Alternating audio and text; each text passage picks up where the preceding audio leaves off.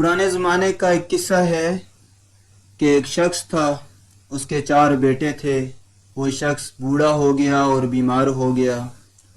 اس کے بیٹوں میں سے ایک نے اپنے 3 بھائیوں سے کہا کہ اگر تم خوشی خوشی باپ کی خدمت کرو اور باپ کی جائیداد میں سے کچھ حصہ نہ لو تو تم کرو، اور اگر تم کو یہ بات قبول نہیں ہے تو میں باپ کی خدمت خوشی خوشی کروں گا اور باپ کی جائیداد میں سے کوئی حصہ نہ لوں گا۔ سب بھائی کہنے لگے کہ تم ہی باپ کی خدمت کرو، ہمیں یہ شرط قبول نہیں۔ خدمتگار لڑکے نے باپ کی خوب خدمت کی اور خدمت کا حق ادا کر دیا، لیکن باپ کا چند ہی روز کے بعد انتقال ہو گیا اور خدمتگار لڑکے نے شرط کے مطابق کچھ نہ لیا۔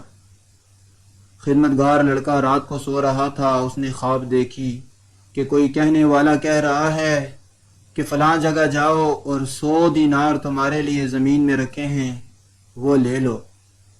خدمتگار لڑکے نے سوال کیا کہ کیا ان 100 دینار کے اندر میرے لیے برکت ہوگی؟ تو بتانے والے نے کہا کہ ان میں تمہارے لیے کوئی برکت نہیں ہے۔ صبح ہوئی، خدمتگار لڑکے نے اپنی بیوی کو رات کا سارا خواب ذکر کیا۔ اس کی بیوی نے بہت اصرار کیا کہ جا کر ان 100 دینار کو لے آؤ، پر خدمتگار لڑکا ان 100 دینار کو لانے کے لیے راضی نہ ہوا۔ دوسرے دن پھر خواب دیکھا جس میں کسی بتانے والے نے کہا کہ 10 دینار فلاں جگہ میں تمہارے لیے رکھے ہیں، ان کو لے لو۔ خدمتگار لڑکے نے پھر سوال کیا کہ کیا ان کے اندر میرے لیے برکت ہوگی؟ تو کہنے والے نے کہا کہ نہیں، ان کے اندر تمہارے لیے کوئی برکت نہیں۔ صبح ہوئی، خدمتگار لڑکے نے پھر اپنی بیوی کو سارا خواب ذکر کیا۔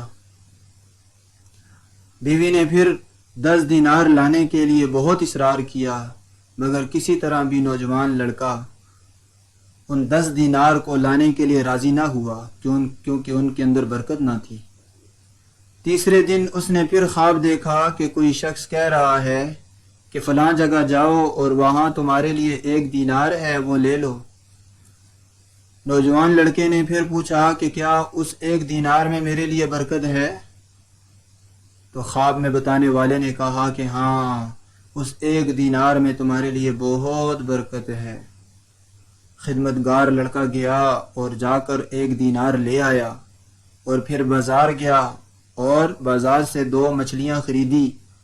ہر ایک مچھلی کے اندر سے ایک ایسا قیمتی ہیرا اور موتی نکلا جس جیسا کبھی بھی کسی نے زندگی میں نہ دیکھا تھا۔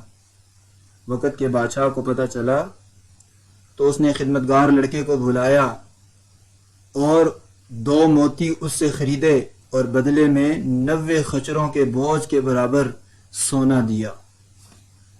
دیکھا سامعین، باپ کی خدمت کا کتنا بڑا بدلہ ہے۔